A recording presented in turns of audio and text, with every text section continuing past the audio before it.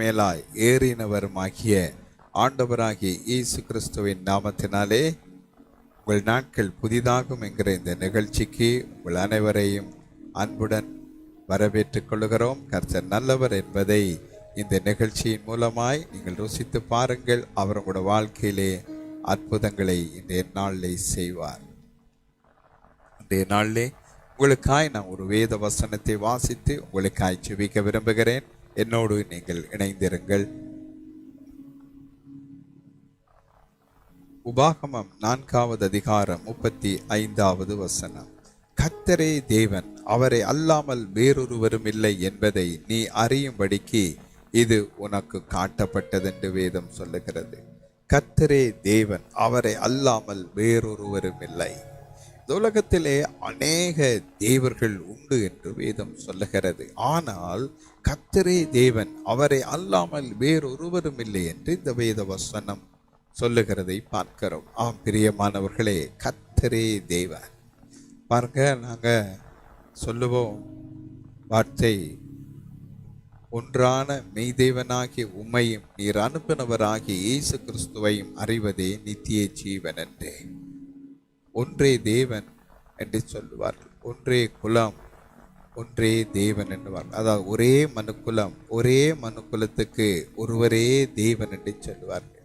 தேவன் என்கிற வார்த்தை பரிசுத்த வேதாகமத்திலே அன்றி வேறு எங்கும் நீங்கள் காண முடியாது. தேவன் என்று இறைவனை அறிவிக்கிறது பரிசுத்த வேதாகமம் ஒன்றுதான். தேவன் என்றால் ஏலோஹிம் என்ற அர்த்தம், எங்கு நிறைந்திருக்கிறவர் என்ற அர்த்தம். அந்த தெய்வத்தை நோக்கி பாருங்கள். அவர் ஒருவரே தெய்வம், அவர் ஒருவரே தெய்வம், அவர் ஒருவரே தேவன். அவரை அன்றி வேறு ஒரு ஆள் இல்லை. ஆனால் அநேகர் இந்த உலகத்தில் இருக்கிறதை பார்க்கிறோம். அநேகர் இருப்பதாக சொல்லப்படுவதையும் அறிந்திருக்கிறீர்கள். ஆனால் யார் உண்மையான காரியம்? பாருங்க, இந்த உலகத்தில் நிறைய மனிதர்கள் இருப்பார்கள் ஒரே பொசிஷன்ல. ஆனால் எல்லாரும் உண்மையானவர்களா என்பதை சோதித்து பார்ப்பார்கள் இல்லையா? இப்போ பாருங்க, உதாரணத்துக்கு ஒரு தாய்க்கும் தகப்பனுக்கும் ஒரு குழந்தை பிறக்கிறது. அந்த குழந்தை தாயின் தகப்பனை அறிந்து கொண்டு வருகிற காலங்கள் வரும்போது திடீரென அந்த குழந்தை காணாமல் போய்விட்டது. காணாமல் போன குழந்தை சில வருஷங்களாகிவிட்டது. அப்பொழுது அந்த குழந்தை இன்னும் வளர்ந்து பெரியாளாகிவிட்டது. இப்பொழுது இந்த பிள்ளையை பெற்றோர் தேடி திரிகிறார்கள்.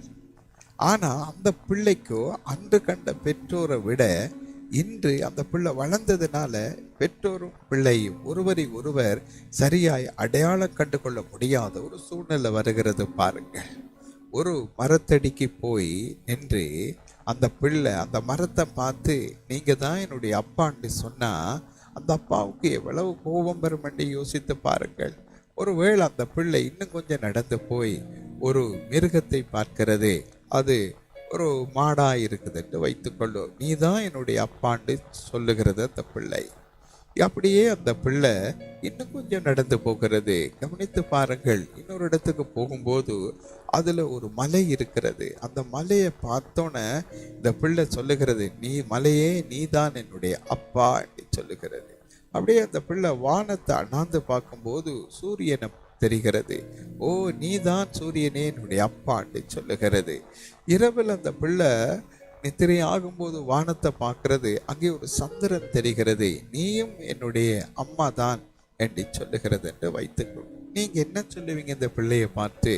இந்த பிள்ளையினுடைய உண்மையான அம்மா அப்பா இந்த பிள்ளை சொல்லுகிற யாருமே இல்லையே. இதெல்லாம் இந்த பிள்ளைக்கு ஒரு பைத்தியம் அல்லது ஒரு மனநிலை பாதிக்கப்பட்டு புத்தி குழம்பி போய்விட்டது.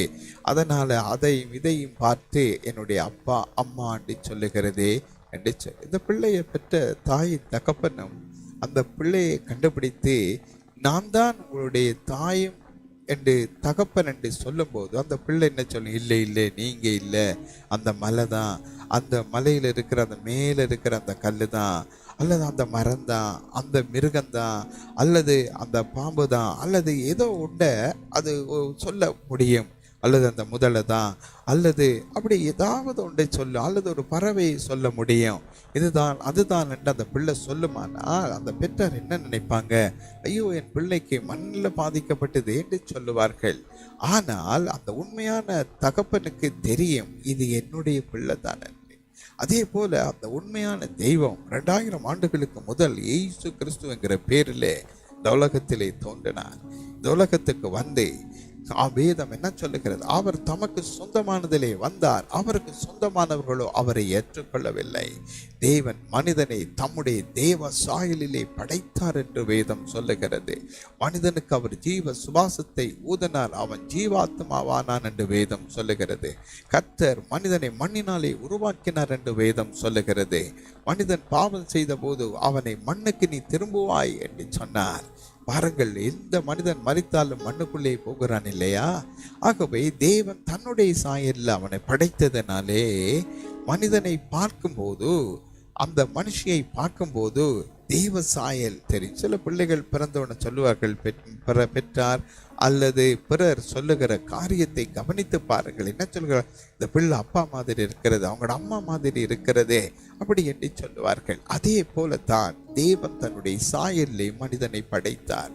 அவருக்கு தெரிகிறது தன்னுடைய சாயல் அந்த பிள்ளையுடைய முகத்தில் இருக்காகவே நீ என்னுடைய மகன்தான், என்னுடைய மகள் தான் என்று சொல்லுகிற தெய்வம் கர்த்தரே தேவன், அவர் அன்றி வேறொருவரும் இல்லை என்று வேதம் சொல்லுகிறது இல்லையா? ஆதலால் இந்த கர்த்தரே தெய்வம், அவர் அன்றி வேறு ஒருவரும் இல்லை என்று சொல்லுகிறதை கவனியுங்கள் இந்த வசனத்திலே. ஆதலால் கர்த்தராகிய ஆண்டவரை எப்படியாவது நீங்க தேடி கண்டுபிடிக்க வேண்டும். அவருடைய முகசாயல் உங்களுடைய முகத்தில் இருக்கும்.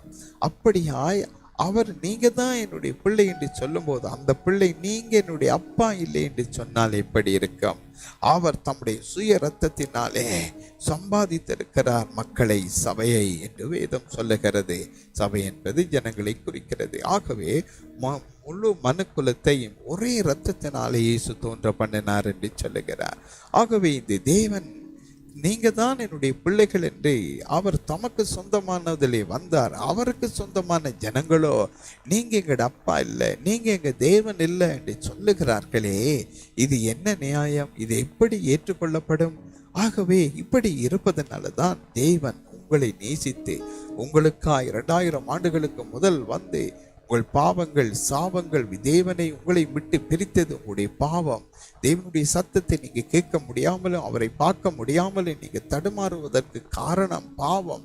பாவம் தேவனையும் மனுஷனையும் 2ஆய் பிரிக்கிற ஒரு பெரிய சுவராய் எழும்பிட்டு இந்த பாவத்திலிருந்து உங்களை விடுதலை ஆக்கினால், இந்த பாவம் உங்களை விட்டு நீங்குமானால், இந்த பாவம் உங்களை விட்டு போகுமானால், இந்த பாவம் மன்னிக்கப்படுமானால், நீங்கள் உங்களை படைத்த உங்களுடைய சொந்த தகப்பனை, ஒரு பிள்ளை இவர்தான் என்னுடைய தகப்பன் என்று கண்டுபிடிப்பது போல உங்களால் கண்டுபிடிக்க முடியும். உங்களுக்குள்ள இருக்கிற பாவம் என்ன செய்கிறது? அந்த உங்களை படைத்த தெய்வத்தை கண்டுபிடிக்க விடாதபடிக்கு அந்த மலை தான், அந்த சூரியன் தான், அந்த சந்திரன் தான், அந்த மரம் தான், அந்த மலையில் இருக்கிற கல்லு தான், அல்லது இந்த தண்ணியாய் ஓடுகிறதே தாறு தான், அல்லது இந்த சமுத்திரம் தான் அல்லது நீங்கள் சொல்லுகிறார்கள். அதை புத்தி மயக்கத்திலே மனநிலை பாதிக்கப்பட்ட ஒப்பான ஒரு காரியமாய் அது இருக்கிறதை பார்க்கிறோம். அதே போலதான் உங்களுடைய ஆன்மாவினுடைய வாழ்க்கையில பாவம் இருப்பதனால தேவனை நீங்கள் அறிய முடியாதபடியும் உங்கள் சாயலாய் அவரோட தன்னுடைய சாயலாய் உங்களை படைத்தார் அல்லவா? அப்ப அவ போல பிள்ளென்பது போல இயேசுவை போலதான் முழு மனுக்குலமும் இருக்க முடியும். அவர் தான் படைத்தார் மனிதனை தன் சாயல் என்று வேதம் சொல்லுகிறது. ஆதலால் பிரியமானவர்களே, உங்களை படைத்த தெய்வத்தை உங்களோட சொந்த தகப்பனை கண்டுபிடிப்பது போல கண்டுபிடிக்க முடியாதபடி உங்களோட வாழ்க்கையில் இருக்கிற பாவங்களை ஆண்டவராகிய இயேசு கிறிஸ்து தன் சரீரத்தில் ஏற்றி சிலுவை மேல சுமந்து தீர்த்து மறித்து உங்களுக்காய் மறித்து அவர் அடக்கம் பண்ணப்பட்டு மீண்டும் 3ஆம் நாள் உயிரோடு எழுந்தார். இன்றும் அவர் உயிரோடு இருக்கிறார். மரணத்தை ஜெயித்து எழுந்தவராய் அவர் காணப்படுகிறார். இன்று இந்த இயேசுவிடம் நீங்க வரும்போது, இயேசுவை உங்களுடைய உள்ளத்தில் சொந்த தெய்வமாய் ஏற்றுக்கொள்ளும் போது அவர் உங்களுடைய பாவங்களை மன்னிப்பார். தேவனை தேவனுக்கும் மனிதனுக்கு நடுவில் இருந்த பாவம் என்கிற அந்த நடுச்சுவர் இடிந்து விழும். அப்பொழுது உங்களுக்கு தேவனுக்கும் நடுவில் இருந்த இடைவெளி நீங்கும் போது உங்களை படைத்தவரை, உங்களை உருவாக்கின சர்வ சிருஷ்டிகராகிய தேவனை பார்ப்பீர்கள். ஐயோ, என்ன போலவே இருக்கிறாரே, என்னுடைய சாயல் அவர்கிட்ட இருக்கிறது என்று நீங்க பார்ப்பீங்க. அதே போல அவர் சொல்லுவார், என்னுடைய சாயல் உங்களை படுது, என்னுடைய ஷேப்பா இருக்கிறீங்க. Image of God, likeness of God என்று வேதம் சொல்லுகிறது. அவருடைய சாயலும் அவருடைய ரூபமுமாய் மனிதனை படைத்திருக்கிறார் என்று. அப்படியாய் உங்களை உருவாக்குனவரை பாருங்கள். நீங்க ஒரு மலையை பார்க்கும்போது மலையை போலவா நீங்க இருக்கிறீங்க. நீங்க ஒரு மரத்தை பார்க்கும்போது இந்த மரம் தான் என்னுடைய அப்பாண்டு சொல்லக்கூடியதா இருக்கிறதா? ஒரு மிருகத்தை பார்க்கும்போது இந்த மிருகம்தான் என்ன போல இருக்கிறது என்று நீங்க சொல்லுவீங்கள். அந்த மிருகத்துக்கு தான் நான் பிறந்தேன் என்று உங்களால் சொல்லக்கூடுமா? முடியாது, யாரும் ஏற்றுக்கொள்ள மாட்டார்களே. ஆனால் நீங்கள் அதற்கு ஏற்றபடி வாழ முடியாதே. ஆகவே உங்களை படைத்த இந்த சர்வ வல்லமுள்ள தேவனுடைய சாயலாய் நீங்கள் இருக்கிறபடினாலே அவரே உங்களுடைய தேவன். இந்த பாவம் உங்களுக்குள்ள மன்னிக்கப்படுமானால், பாவத்திலிருந்து நீங்க விடுதலை அடைவீர்களானால், அது ஒரே வழி, இயேசு சிலுவையில் சிந்தின ரத்தம். அந்த ரத்தத்தினாலே ஆண்டவரே என்னை கழுவும் என்று நீங்க கேட்டா அவர் உங்களுக்குள்ளே வருவார், உங்களை விடுதலை ஆக்குவார். உங்களை அவரை காணவும் அவருடைய சத்தத்தை கேட்கவும் பார்க்கவும் தக்கதாய் அவர் செய்வார். இப்பொழுது நான் உங்களுக்காய் செபிக்க போகிறேன். நீங்க என்னோடு இணைந்து செபியுங்கள். கர்த்தரே தேவன், வேறு ஒருவரும் இல்லை. பிதாவே, உம்முடைய குமாரன் இயேசுவின் நாமத்தினாலே ஜெபிக்கிறோம். ஆண்டவரே, உம்மை இந்த நேரத்திலே நீரே தேவன் என்று யாரெல்லாம் ஏற்றுக்கொள்ளுகிறாங்களோ அவர்கள் ஒவ்வொருவருக்குள்ளே இயேசுவே நீங்க பிரவேசிங்க. அவர்களுடைய பாவங்களை மன்னிங்க. தேவனே, உங்களுக்கும் அவர்களுக்கு நடுவாய் இருக்கிற பாவம் என்கிற சுவரை சிலுவையில நீங்க தகர்த்து விட்டீங்க. இப்பொழுது உங்களுடைய சாயல்ல நீங்க படைத்த மனிதர்களை நீங்க பாருங்கள். மனிதர்கள் உம்மை தம்முடைய சொந்த தெய்வமாய் பார்க்கத்தக்கதாய் நீங்க இப்பொழுது ஆண்டவரே அவருடைய கண்களை திறங்க, அவர்களும் நீரும் ஒன்றாய் இருக்கும்படி செய்யுங்க. நீங்க அப்படி செய்கிறதுக்காய் நன்றி. இயேசுவின் நாமத்தில் ஜெபம் கேளும் பிதாவே, ஆமேன், ஆமேன். ஆம் பிரியமானவர்களே, கர்த்தரே தேவன், அவர் அன்றி வேறொருவரும் இல்லை என்பதை நீங்கள் அறிந்திருக்கிறீங்க. ஆகவே அது உங்களுக்கு ஆசீர்வாதமா இருக்கும். ஆமேன். எளியோனை கண்ணோக்கி பார்த்தீரையா, பெயர் சொல்லி